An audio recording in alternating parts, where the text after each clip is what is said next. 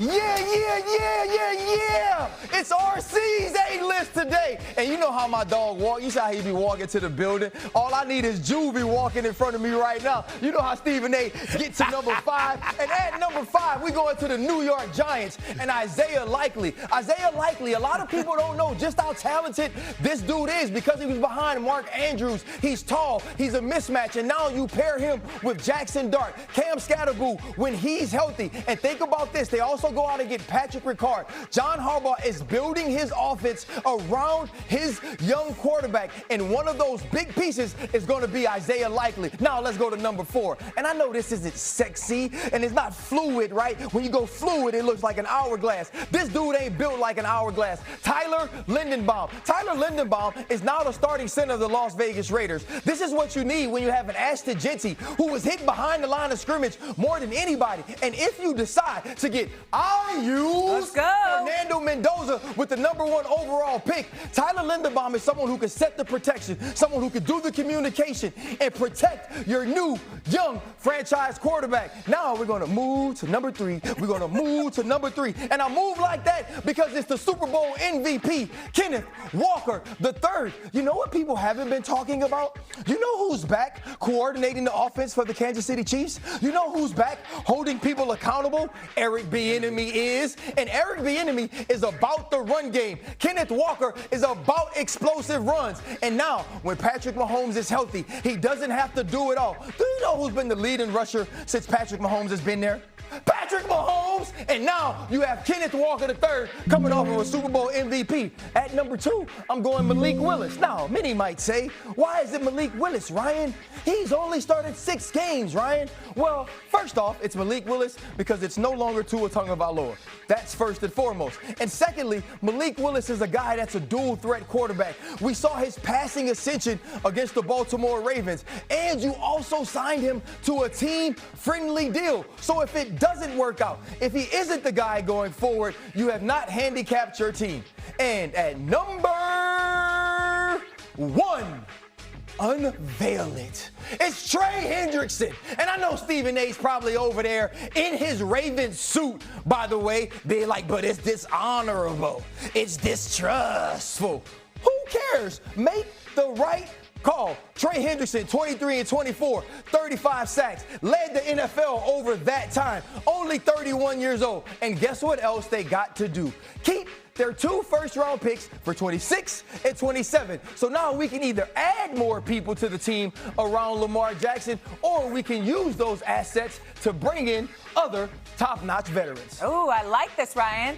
My only thing, where's DJ Moore to the Buffalo Bills? I'm shocked you didn't have him on. I didn't love it. You didn't love it? I think it's good. I think DJ Moore adds to what that team does, but I don't think it makes the difference that these players here will have to make, because if you look at the Buffalo Bills, they were already on the cuffs. Now that may be a move that helps them get over the top and helping Josh Allen. All right, Trey Hendrickson at 1. Would it have been Max Crosby if he was going to the Ravens? Absolutely. It would have. It wouldn't have mattered. Stephen A., what do you think about this A-list?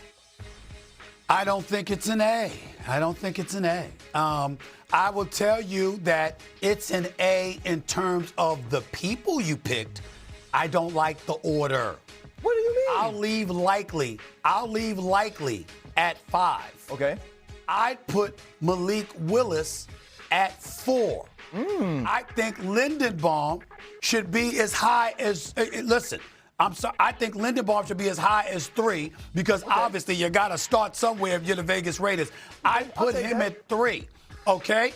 And then when you talk about Trey Hendrickson and Kenneth Walker, I'd move Trey Hendrickson down to 2, and I'd put Kenneth Walker at number 1. Here's why. Because everything has been about Patrick Mahomes. Like you said, who's led him in rushing? Yep. It's Patrick Mahomes. Anything that you can do to assist and uplift and upgrade the great Patrick Mahomes puts you in a position to be unleashed and to remind us of what the Kansas City Chiefs used to be until they faded over the last couple of years. You get yourself a running game with Travis Kelce electing to come back, with Rashee Rice and Worthy and the crew there, with Bieniemy calling plays to some degree, assisting Andy Reid, obviously. I think Kenneth Walker III, showing his versatility both as a runner and a pass catcher, is going to prove to be very, very big for Kansas City, who I expect will ascend, and it will be at the expense of the Denver Broncos or the Los Angeles Chargers. That's how big I think that move could be. I accept thought that. Clyde Edwards-Helaire was going to kind of be that person, and it never really panned out. So instead of going through the draft, they go through free agency. They get a sure thing. I agree. People don't realize since Patrick Mahomes took over as the starter, he's been the leading rusher for that team every year. It's crazy. It's a crazy stat. I'd give your list an A, right? I don't know. Stephen A's not here. Yeah, he hates. But you did good. You did good. You did good. It's a B+. It's a B+. B+. Hey, coming from you, I accept that, OG. I got you. Hey, B+ are good. Let's do some free agency winners and losers. We've moved through a lot of this week. Dominique, give us one big winner from this week. Oh, it's the Rams. They understand the most important position on the field is cornerback, and they went ahead and traded to get McDuffie. They got his partner in Watson. They reloaded that secondary in a way. I think it's important to understand that these cornerbacks work together in Kansas City, and they complement each other. McDuffie's a little bit on the small side and plays great in the slot. I think Watson can take care of the outside. This team got so much better. And also, no, but this is the Rams addressing an immediate need. Yeah. You saw what you were able to do offensively against the Seattle Seahawks in the AFC Championship, and you were beat on the outside. They won't let that happen again. There was a time, this is many years ago, where you did a bit on our show where you did the Dylon thing, and you said the Rams. Are the Rams, in your opinion, clearly the best team in the NFL now coming out of what we have seen? You know what? In my opinion, they are. I think last year, in many ways, they were the best team, but this was the Achilles heel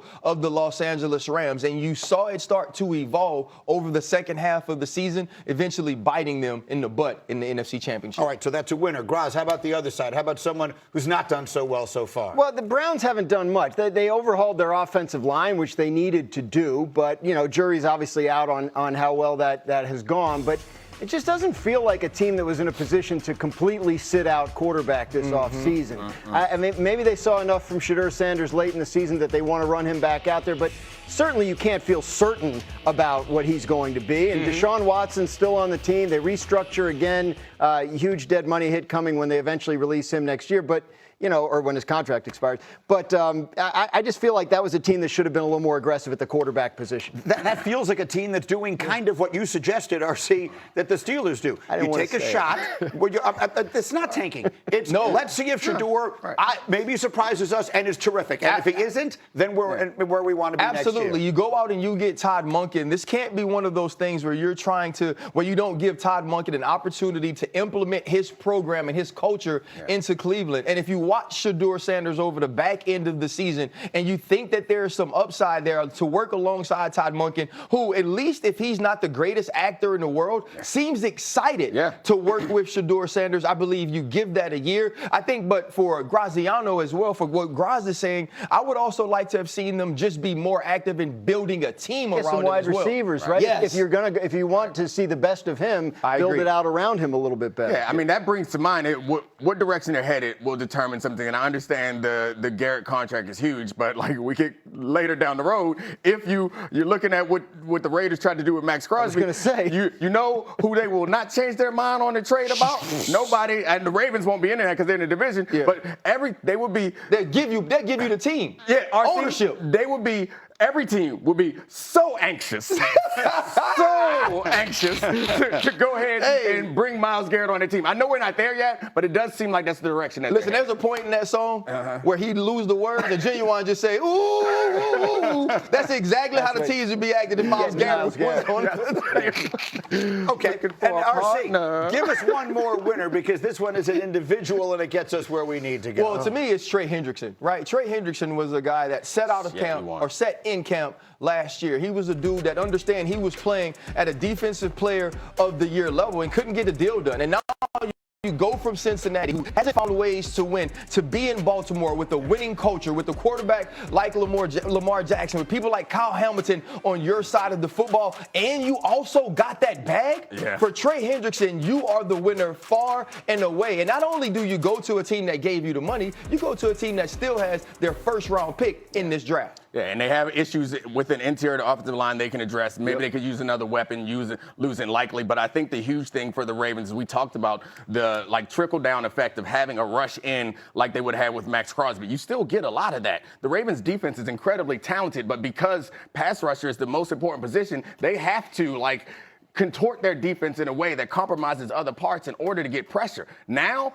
we don't got to blitz Kyle Hamilton if we don't want to. Yeah. Now, we know that you're going to be sliding your line to wherever Trey is, and we can blitz off the other side. We don't have to send guys all the time. So it puts them in a position to have more flexibility than they had last year. And you can tell based on their actions that they agreed that with because they were willing to trade 2 first-round picks for one, and they're willing to commit $28 million a year to a 31-year-old edge rusher. They know, they can't pretend anymore. Oh, we'll scheme it up. We'll get we'll shop in the bargain bin. They needed a dominator. Yeah, and there's a lot of talk, obviously, about the Ravens backing out of this trade and how it was handled and all of that. And a lot